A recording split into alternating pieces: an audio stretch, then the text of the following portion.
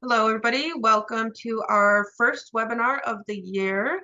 We'll give folks a minute to pop in. If you are joined, you can feel free to introduce yourself in the chat, the tribe or Native nations and community that you're representing, the state or region in which you're coming from, and maybe the company or entity that you're representing. We have over 100 folks registered for today's webinar, so we are excited to have you all join us today.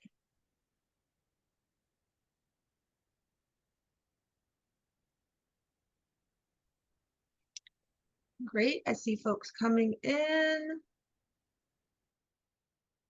If you have other friends, relatives, colleagues that you want to invite, you can feel free to shoot them a quick link to join us as well.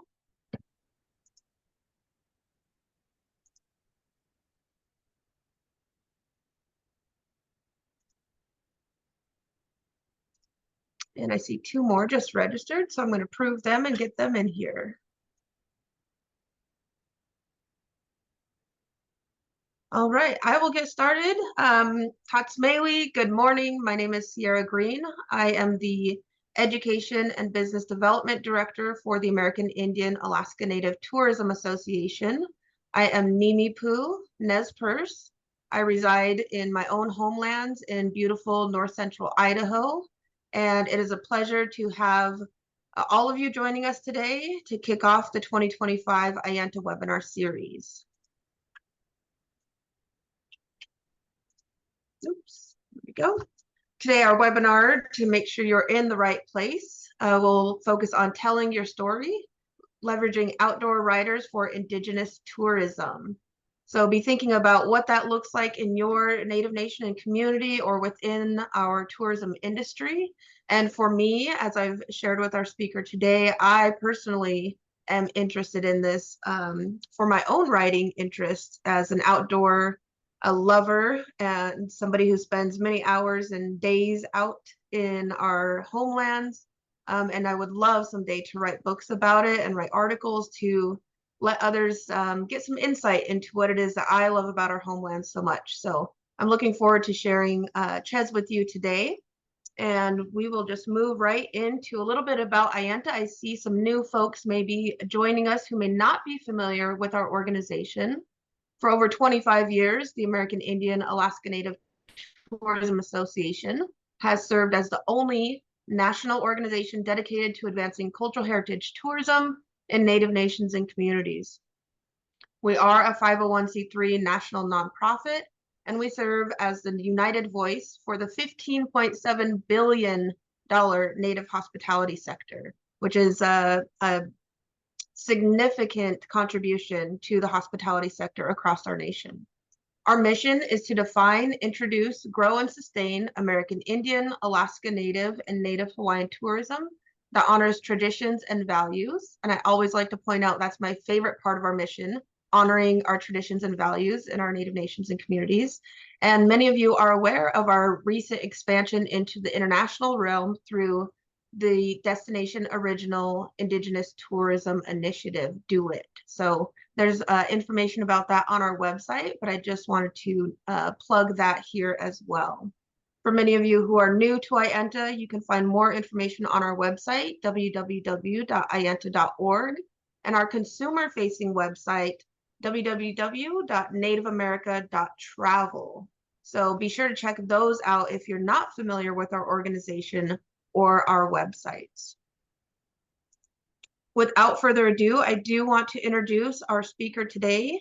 Chez Chesak is an award-winning adventure travel writer, a 30-year veteran of the outdoor industry, executive director of the Outdoor Writers Association of America, and president of the Society of American Travel Writers. His works have appeared in the Los Angeles Times, Fodders.com, Matador Network, Post Industrial, Rachel Ray Every Day, Ohio Magazine, Cincinnati Magazine, Rails to Trails, Family Vacation Critic, and dozens more outdoor adventure publications and websites. He's also done travel segments for his local Fox affiliate and on American Forces Radio, and is a regular expert contributor to USA Today's 10 Best. Learn more about Chez at chesconnects.com, and I'll pop that link in the chat for all of us here momentarily. Without further ado, Chez, go ahead and take the reins. Great, Sierra. Thank you. Very excited to be here with you all today, and thank you all for joining us.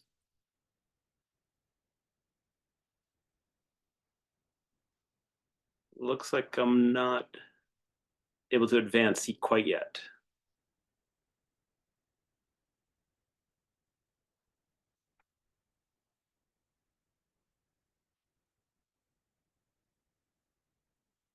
Yeah, Sierra, I'm not able to advance the screen. Okay, Sherry Bowman, can you help us out with that? It's back in your control.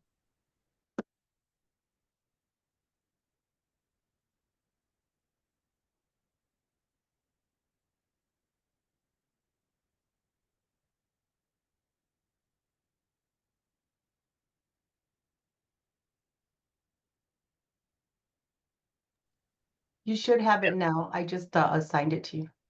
Okay, let's try it again.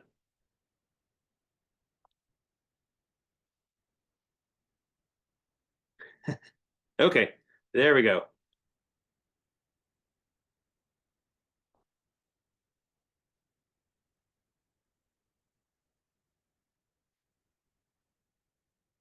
Yeah, it's starting and stopping. Sorry, everyone. We'll get this squared away here in a second.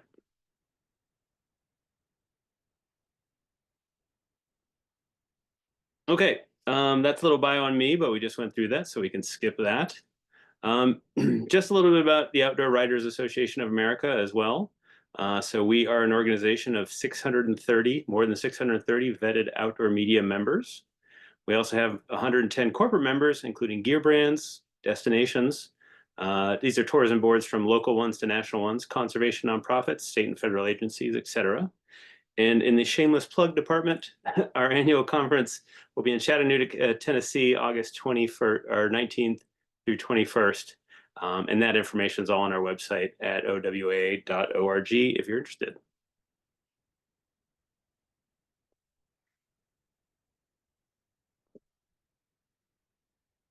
Okay, we're going to hop in kind of the state of outdoor and travel media right now.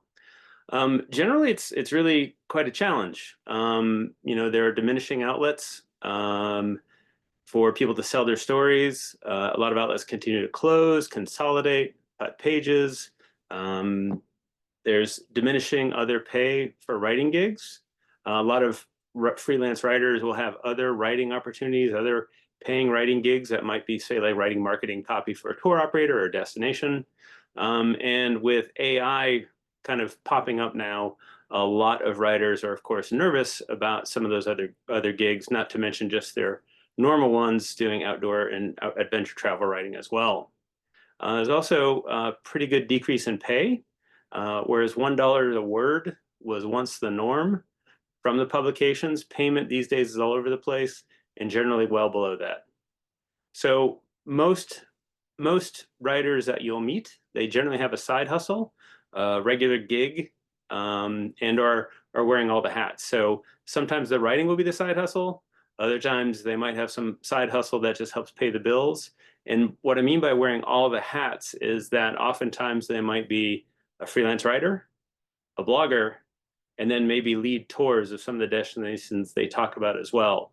So there's just a lot going on right now with a lot of these folks, and a lot of them are really balancing a lot of issues in terms of how they're getting along with their writing.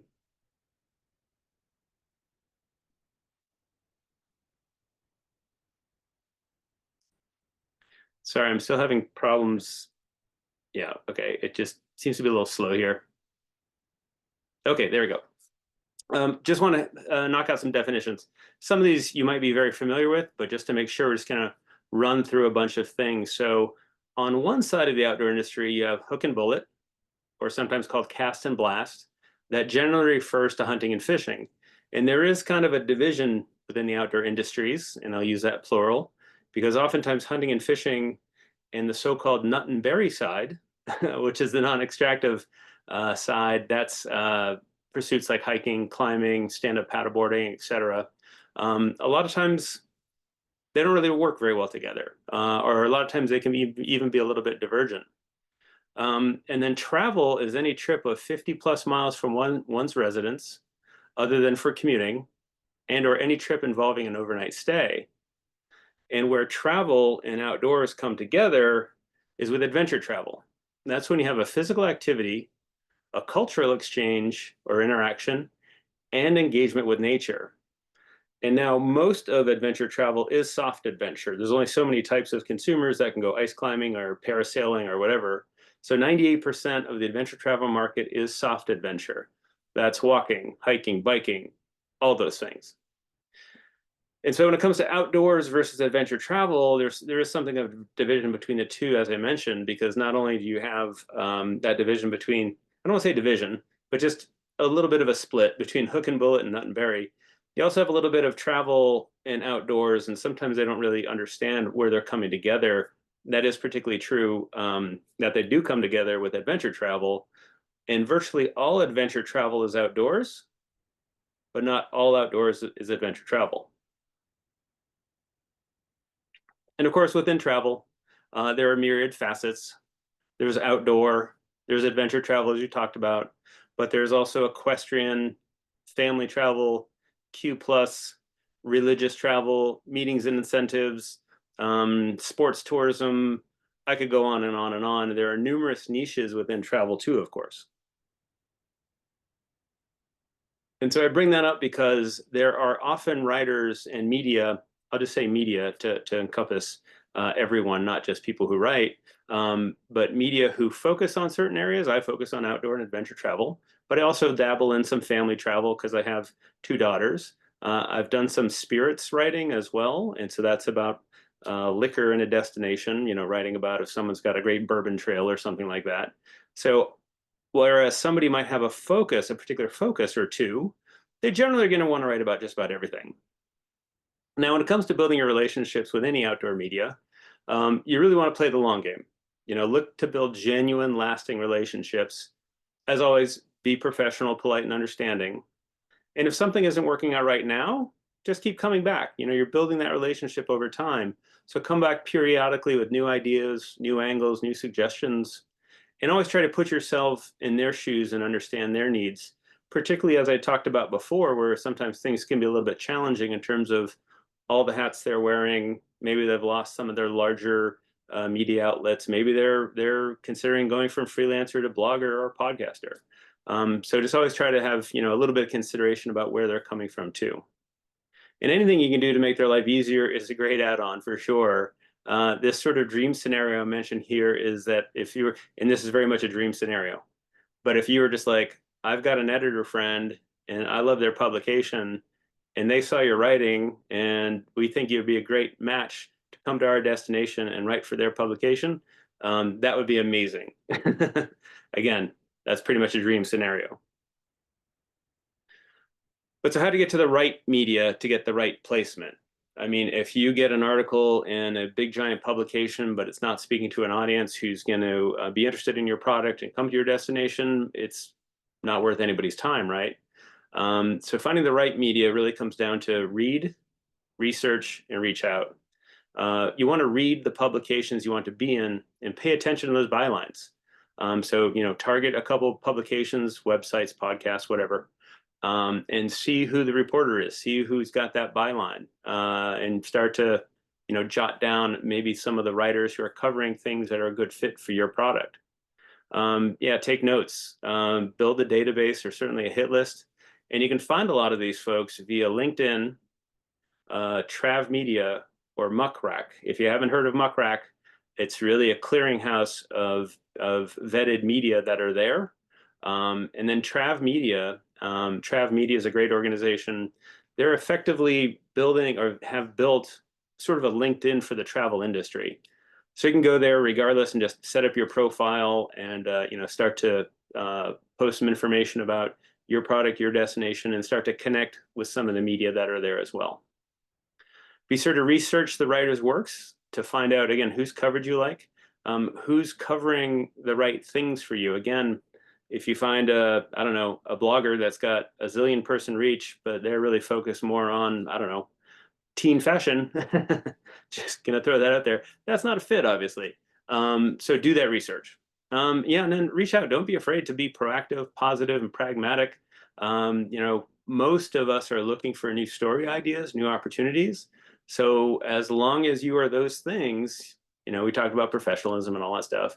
But as long as you are those things as you reach out, there's nothing wrong with reaching out. Hey, I saw your work. I really appreciate it. Loved your story on XYZ.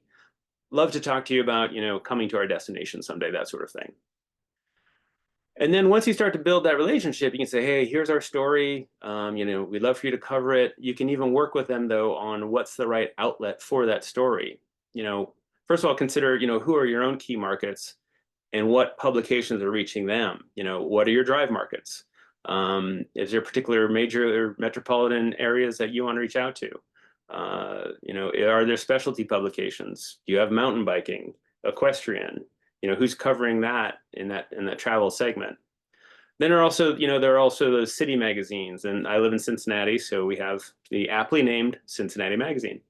But in Denver, you know, there's 5280 and some of those too. So, you know, start to consider, make another hit list basically of those outlets that you want to appear in.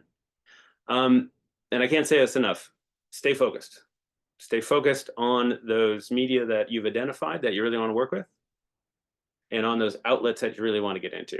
The whole idea, the old school kind of spray and pray, if you will, doesn't really work very well. You know, just sending a press release out to a huge list of people, it's untargeted, it doesn't work. You know, I not too long ago got a pitch, a press release that was all about a new vegan chef in a high-end luxury resort in California. Hey, sounds amazing. Great that they got a new chef who's vegan. Awesome. Is it anything I'm going to cover? No. So stay focused. And, you know, it's really more about that one-on-one relationship than really just cranking out press releases to an entire long email list. So where do you find the media that you want to connect with? First of all, as we talked about, you can reach out directly. We talked about Trav Media. We talked about Muck Rack, certainly LinkedIn, you know, utilizing all the angles you might be able to. Oftentimes, they might even have their own website. You can search on their name, maybe sometimes Chez Chesak writer or something like that. Their website will pop up, and they often have contact information there or a contact form. Also, associations. As you might be able to tell, I'm kind of a big association guy in that I'm really pretty passionate about them. So here I've listed OWAA, the Outdoor Writers Association of America. There's SATW, the Society of American Travel Writers. There's NATJA, North American Travel Journalists Association, Midwest Travel Writers, et cetera, et cetera, et cetera. There are others out there as well, often that will specialize in a certain niche. So you can do a search on, I haven't done this yet, but it's probably like equestrian travel writers. Or, you know, there might be a mountain biking travel writers association, you know, things like that. And in general, let me be clear there, their members are vetted. I can tell you this, like an SATW does some serious vetting of all their members. Others aren't as dedicated. But so in general, they should be vetted media so you can feel more comfortable with them, but always do your homework on who they are. Then there are travel associations. I listed ATTA, the Adventure Travel Trade Association. There's the Family Travel Association, Wellness Tourism Association, and again, numerous other ones that'll cover a specific aspect of travel. They often have media members within them that if you're interested in joining, if it's a fit for what you do and who you are, you can join them and start to meet some of their media who, again, will obviously in these three examples be focused on adventure, family, and wellness. Now, I'm with the Outdoor Writers Association of America. That's the National Outdoor Writers Association. There are about 13 or 15 state and regional outdoor writers associations. Generally, not always, but generally, they really focus solely on hunting and fishing. So just an FYI, if you found one in Texas or the Southeast or something like that, they usually cover hunting and fishing, but again, that's a generalization.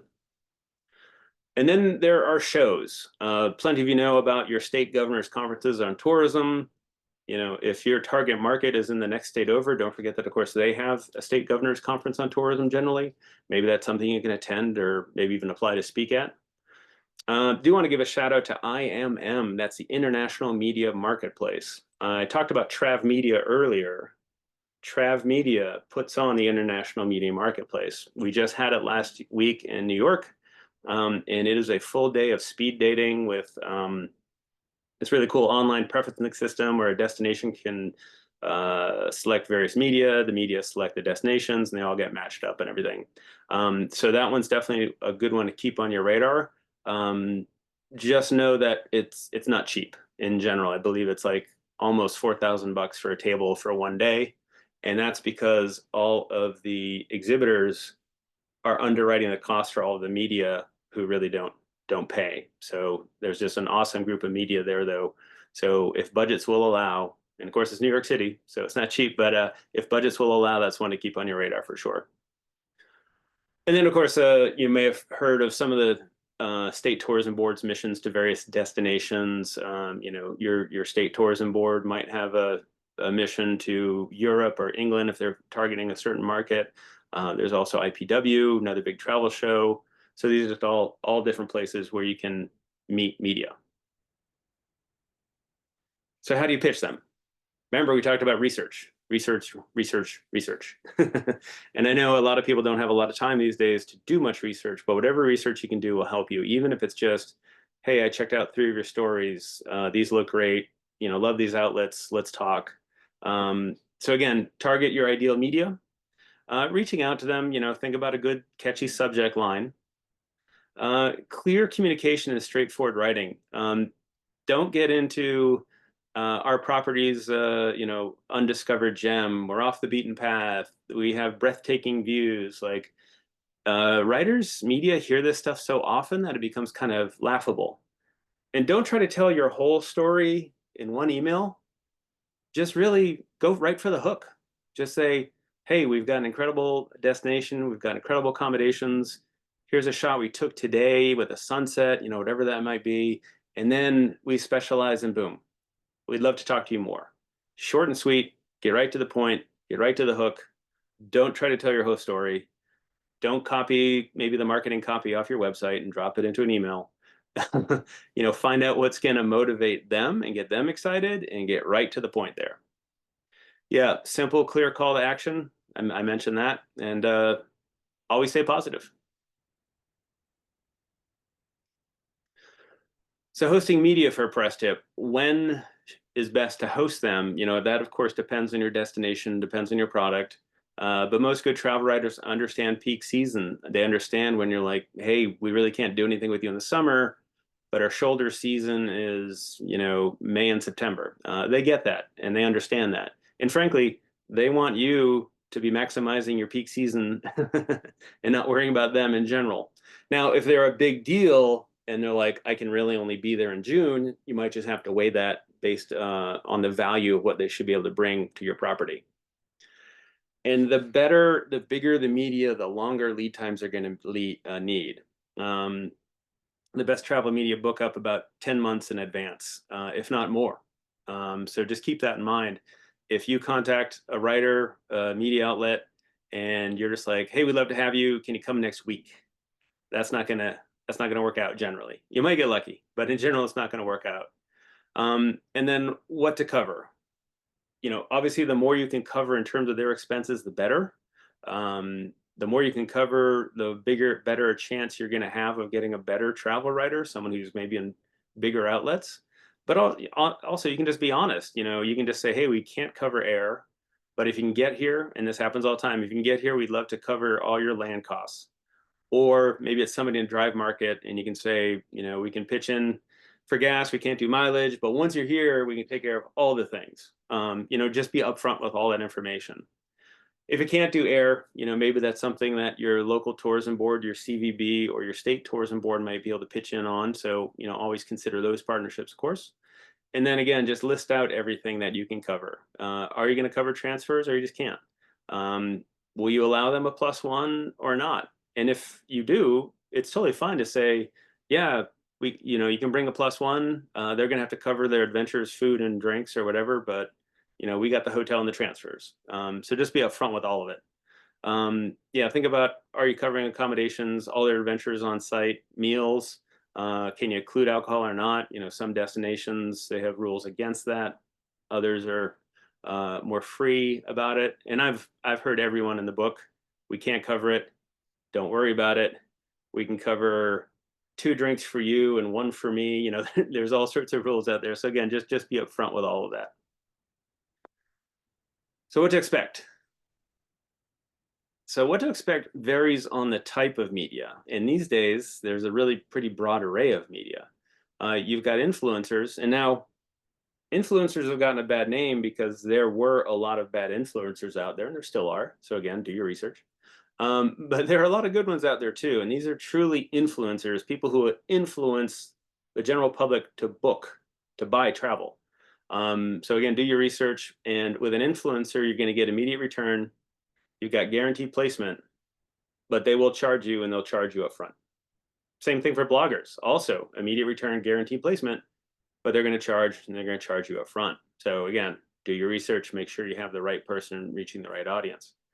Staff writers, these are full-time media employed by an outlet. The placement is guaranteed. It'll probably take some time, and then you're really only covering expenses only. Now, some really, really high-end publications actually insist on paying their own way. Those are few and far between, and they're huge publications, and you may not even know if their writer is attending because they kind of like to go incognito. So just an FYI there. Now, freelancers, and I'm a freelancer, they can often get you placement in multiple publications because they're not a staff writer, they're not writing for one outlet, they're writing for as many as possible. And so as they get to their destination and learn your stories, they might very well be like, oh, wow, this is a great family travel angle for this outlet. Oh, and here's adventure travel. I'm going to pitch it to that outlet. Oh, wow. And here's, for me, maybe there's, again, a great spirit story there. I'd be pitching it to a third angle. So it's possible that from a freelancer, you can get placement in multiple publications, but that placement isn't guaranteed unless they have an assignment locked in before they come to visit you. And it usually will take time. I just got a story placed for Santa Barbara, and they had me out just about 2 years ago. So obviously that one took some serious time, but they were willing to invest and wait, and now it's coming to fruition. And of course, freelancers are really looking for as much of their expenses to be covered as possible. Podcasters, again, immediate return, guaranteed placement, generally a very quick turnaround, often interviewing on site. And that one will vary. Some of them need expenses only. Some of them will charge you up front.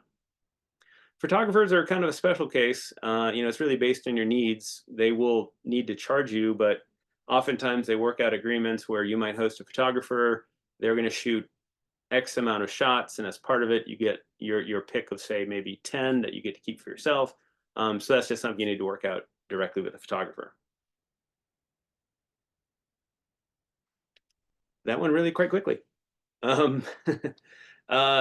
Yeah, so this is my contact information, both as the executive director of the Outdoor Writers Association of America and as a freelance writer.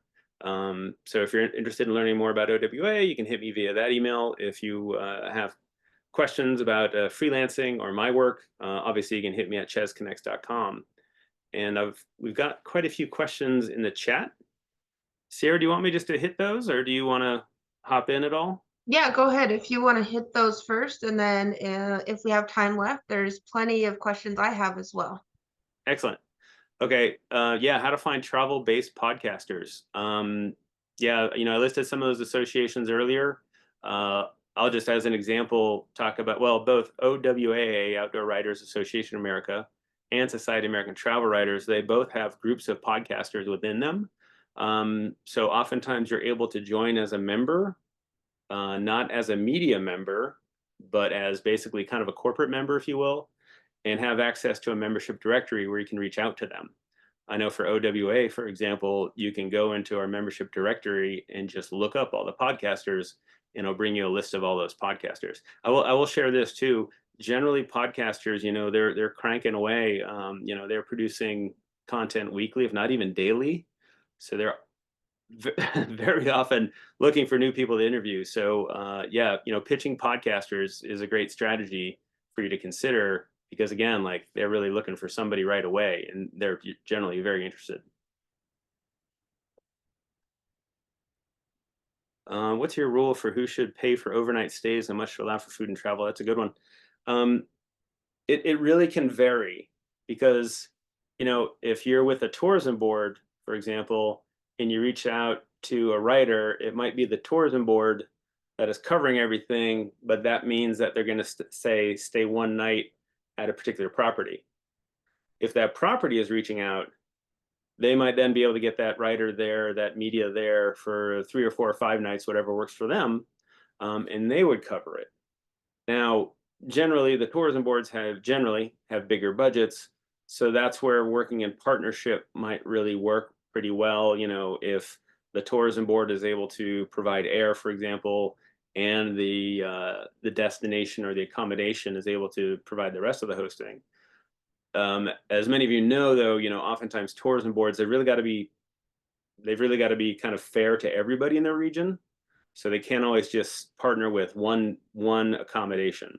So it'll really kind of vary based on whose initiative it is and who's doing the inviting to the media person. In a perfect world, though, it might be more of a partnership between the regional tourism board and the accommodation itself to work together on some level.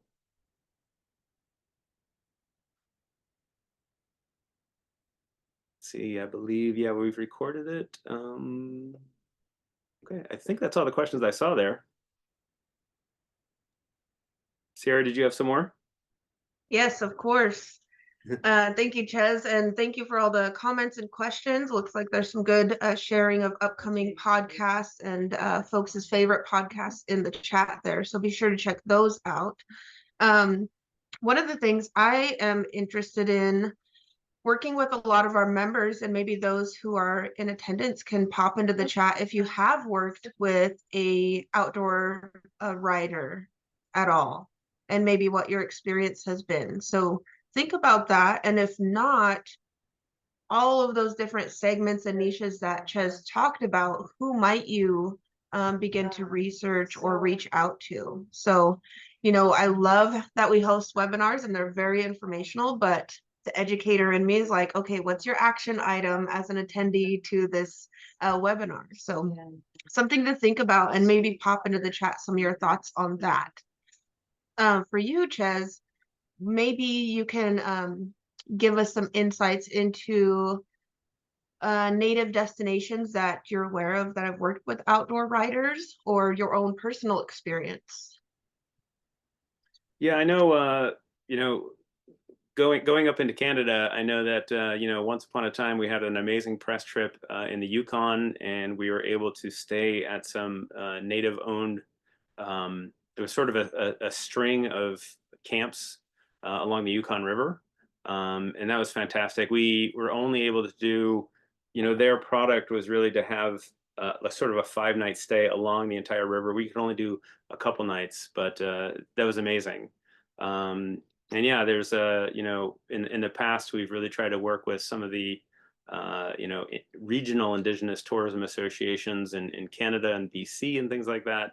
But in general, it really comes down to 2 things: kind of the relationship that the individual person has built, and then what the product is. And so everybody here has great product, but again, it's really finding the right fit for the media that covers that or covers that particular angle.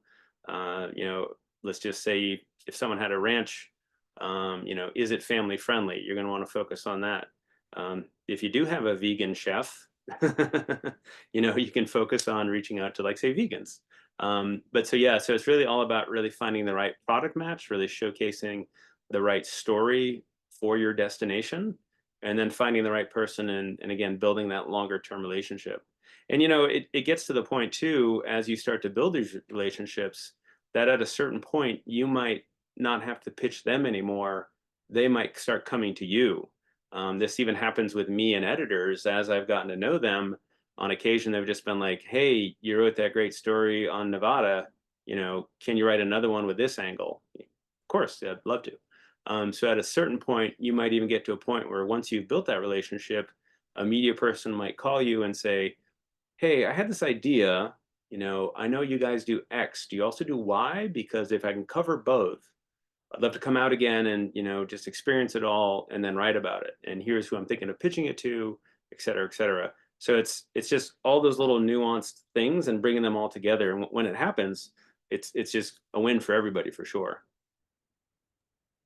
Yeah, I think that's a really great point of who is the point of contact for a lot of times. Like, I know many of our members are small businesses, and so the CEO of the business could also be the tour guide some days, and sometimes they're the marketing person and they're the point of contact. What are some tips you might have for I guess generating that interest for the destination while juggling all the other things that they have going on?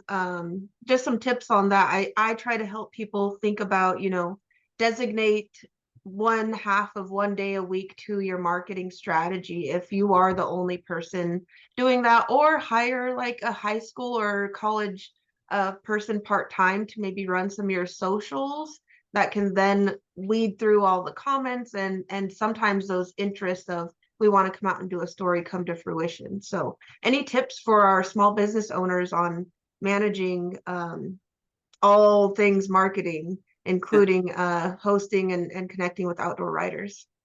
Yeah, it's, in the end, it's legwork. And I talked about research and things like that. And I know so many of us are juggling all the balls and wearing all the hats. But yeah, I love your strategy of just making sure that it doesn't fall off your platter. And I say platter instead of plate, because I think we all have a platter these days. But yeah, just scheduling that, making sure that you're taking that hour a week or half an hour to not just focus on marketing, but specifically communications, and just be like, all right, this week I'm really going to focus on finding some publications that I really want us to get into, and do a little research on that and start to see who starts to bubble to the top. The next time around, maybe your focus is on, understanding the bylines and seeing who's writing which piece. And if you start to see, two or three pieces pop up that you like, and they're all written by the same person, now you've got a lead for a person you can reach out to. So yeah, so just making that part of your day to day, and just making sure it doesn't slip off the table with everything else you have going on, payroll and accounting and all that stuff, is just critical to making sure that you'll have success in the communications area. Great. I do see an additional question in the chat. Do writers use photos the group takes or use their own photography or photographer? Yeah, once again, it used to be very cut and dried, and now it's very blurry. Because, put anyone in a great place with an amazing shot and, the right light, and they can take out their phone and generally get a really nice photo that might run in a magazine. In general, though, professional photographers are really a different animal, both in terms of like the quality of the images that they can produce, and the quantity of them as well. So in general, anytime a photographer is on a trip, that is their work, and they are not sharing it because that's what they sell to make money. Again, they might be working with, say, the host accommodation or tourism board to provide them a couple shots as sort of a payment or a quid pro quo, if you will. But that's going to be it, because they're going to take those images and try to sell them to a magazine, whatever. Sometimes a publication will even assign a writer or photographer. I know a friend of mine from OWA, one of our vice presidents, she recently was sent to El Paso to cover a story, and the outlet sent a photographer with her to help really cover it. So generally, people don't share photos so much. I was in Istanbul at SATW's conference, and on a day tour, we were in this amazing ancient Catholic church, and they said no photography. And a guy I know on the tour was wearing some of those new like Facebook glasses or whatever they are.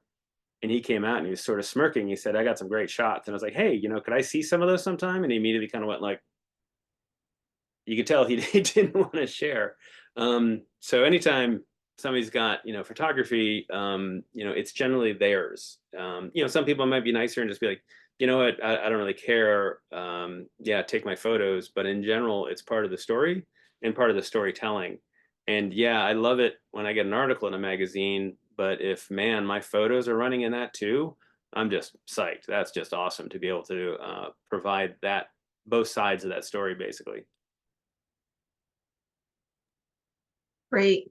Yeah, and a question I have on that, and then we'll pop over to the chat again, is agreements and contracts and things like that for when folks do come aboard your tours or to your destination, you know, the written consent for images and photography to be taken and used.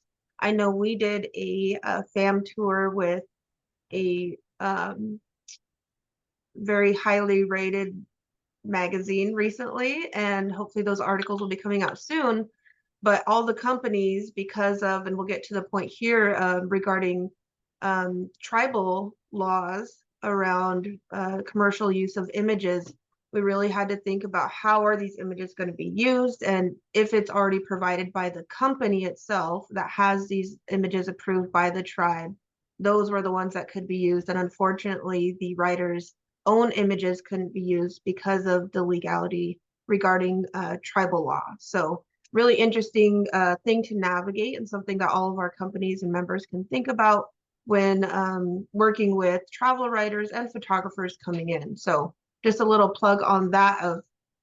Of course, we have another layer of jurisdictional concerns, and for rightfully so, to consider when we kind of think about this path. The additional comment kind of leads into this. Do you have experience working on and off of tribal land? What have you done to navigate those issues that come up with working on tribal land? You know, I don't have much experience specific to working on tribal land. I've certainly been on tribal lands and visited, you know, various sort of travel and tourism products and things like that. And it's often been awesome, but you know, I haven't necessarily yet dealt with a tribal land, you know, directly. The one exception to that was, I know OWAA had our conference in Gulf Shores, Alabama, and a local nation hosted us for an evening at their water park. They have a water park, casino complex, and everything.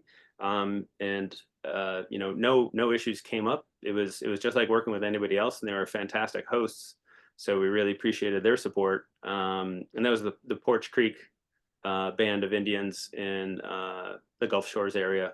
But they were fantastic to work with in general, and there weren't any specific issues that came up because we're on any of their lands. Okay, great.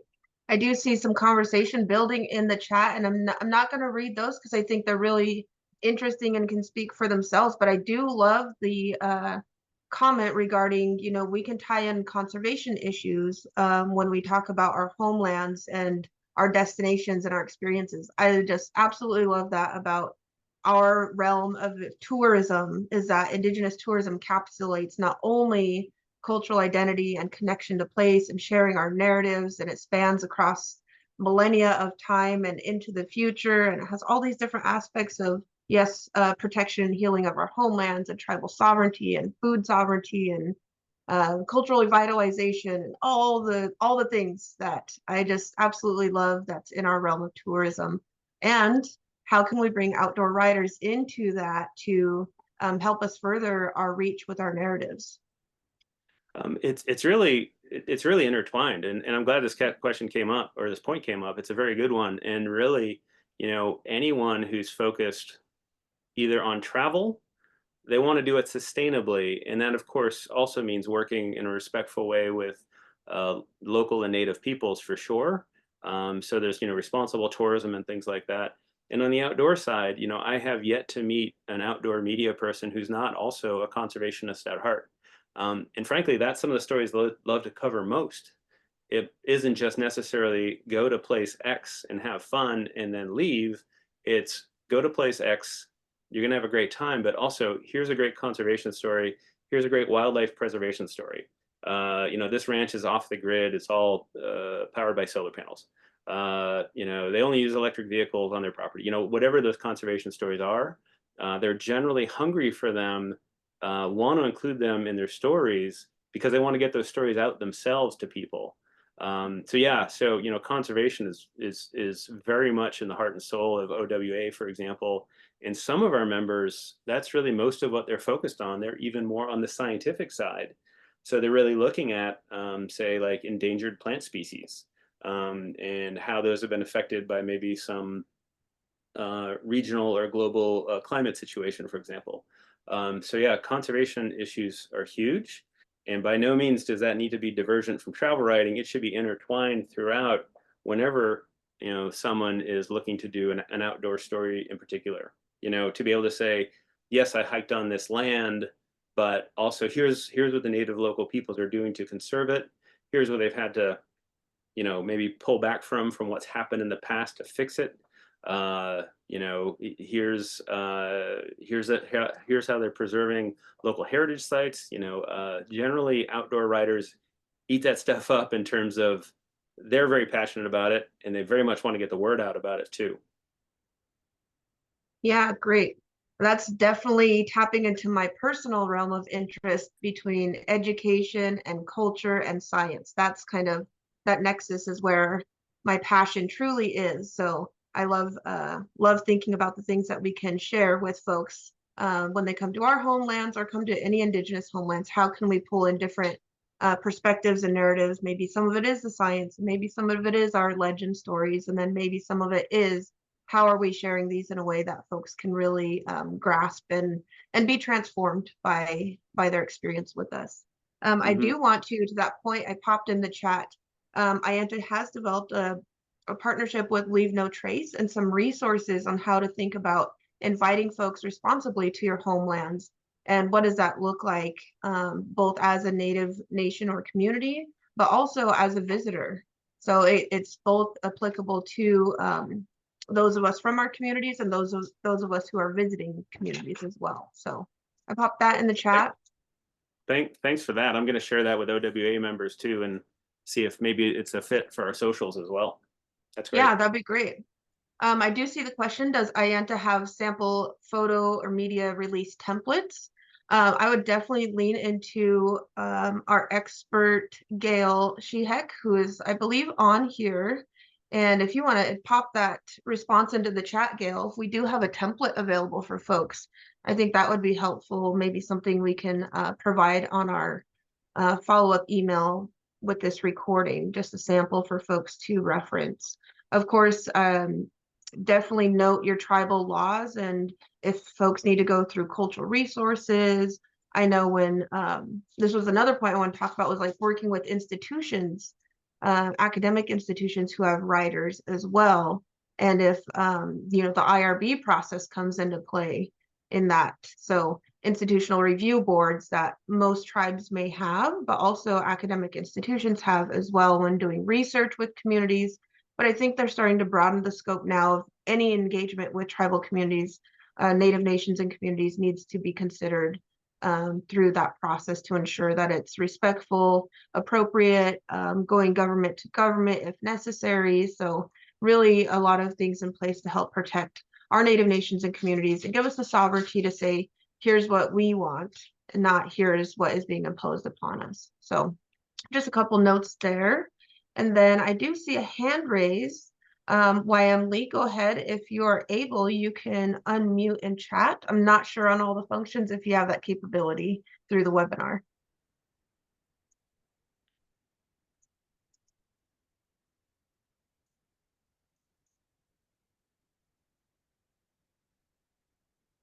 Okay, you might be able to now. Go ahead and unmute. If you want to turn on your video, you're welcome to as well.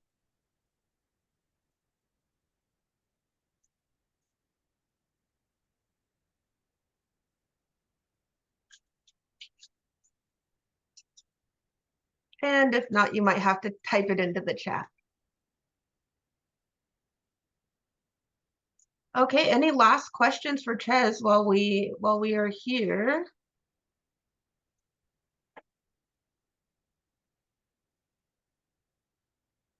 Okay, if you want to pop over to the next slide, Chez, I'm just going to let you keep control and I'll have you slide on over. A couple more announcements from IANTA. Thank you, Chez, so much for joining us today and all the great information.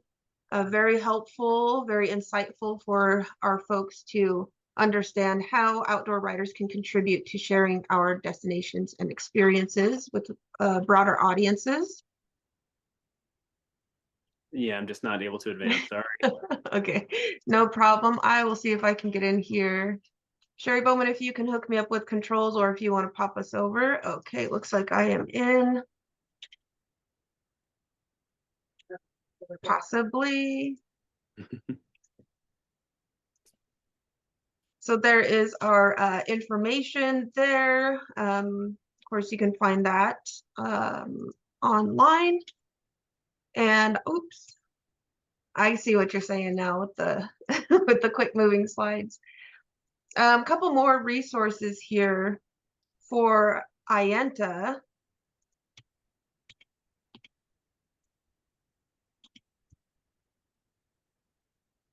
Not sure how.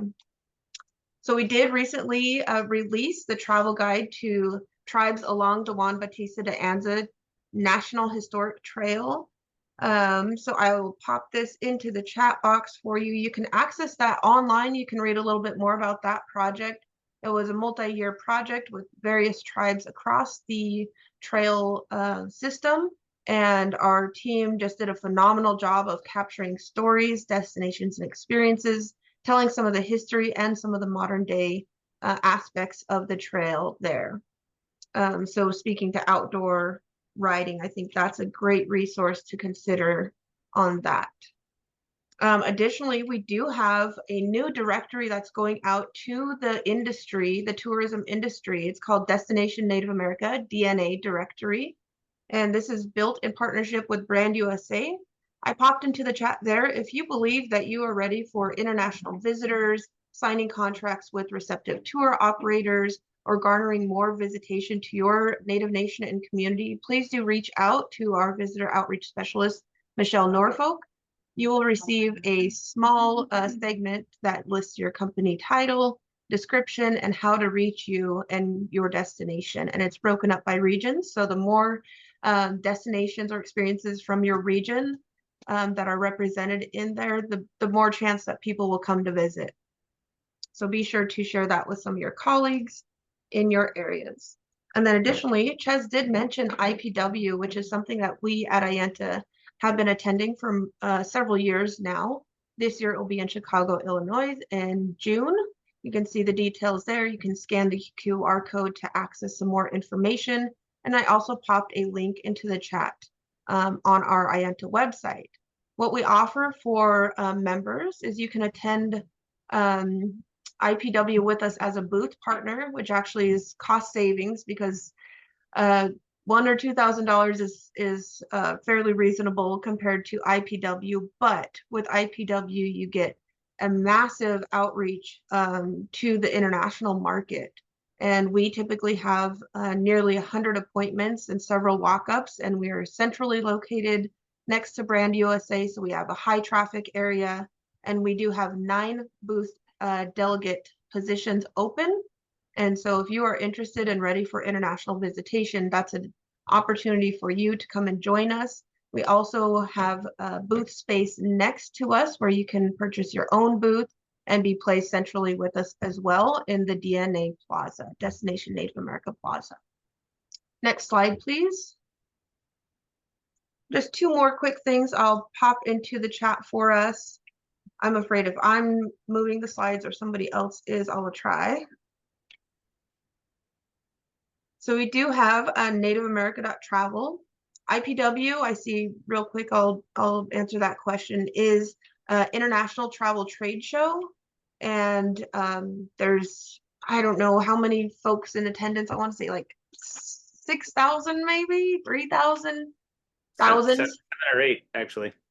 7 or 8,000 people coming all to take appointments and market and promote their destinations and experiences to media. So there's a whole media marketplace segment of IPW.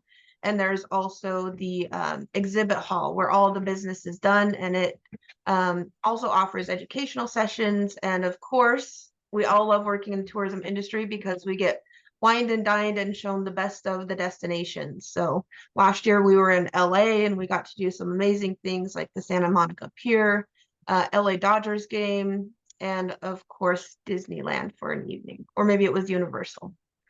So there's information there.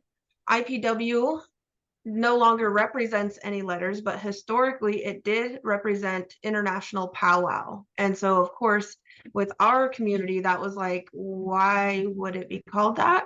And so it's really great now that they don't utilize international powwow. Some of the folks who were in the industry for a long time still call it international powwow or just powwow. And I'm just going to tell a quick story. When I first heard about that, I was like, oh, wow, this is going to be like all these Indigenous people from all over the world coming to share their songs and dances and culture. And then I was like, no, it's a tourism convention. And I was like, what? I was very confused. So good to know now that that change has taken place. And I think they're still trying to figure out like what else could we call it besides IPW, because that question does come up. What does that stand for? NativeAmerica.travel, this is our consumer-facing website. It is free to list your destination or experience on there. You get a website of your own, a web page of your own through that. You can see the destinations and experiences populated on the map there. Our team is ready to help you get your listing up and active and available to the consumers of the world. And then the last one I will just mention briefly is Go International. And this is a 2-day workshop training that we host in Albuquerque, New Mexico. The dates are April 29th and 30th. This is a very small, close-knit workshop training, about 50 people in attendance, and we really dig into the nuts and bolts of how to expand your business from maybe domestic markets into the international market. And what does that look like? And maybe I said receptive tour operators earlier, and you said, I don't even know what that is. Come to Go International. You can learn all about the travel tourism ecosystem that expands globally, and we are here to help you expand your business into that international market. So thank you all for attending. I know we are wrapping up on time. Kate, good to have you on. Kate's on our board. I saw several others who I wanted to give a shout out to, but folks are also dropping off surely for their next call. So thank you all so much. If you do have questions, please reach out to our amazing team at IENTA. We are here to help you in all the ways possible to get your business out into the world, including utilizing outdoor riders. Ches, thank you very much. And it's been great. We'll see you on your end on another webinar as well.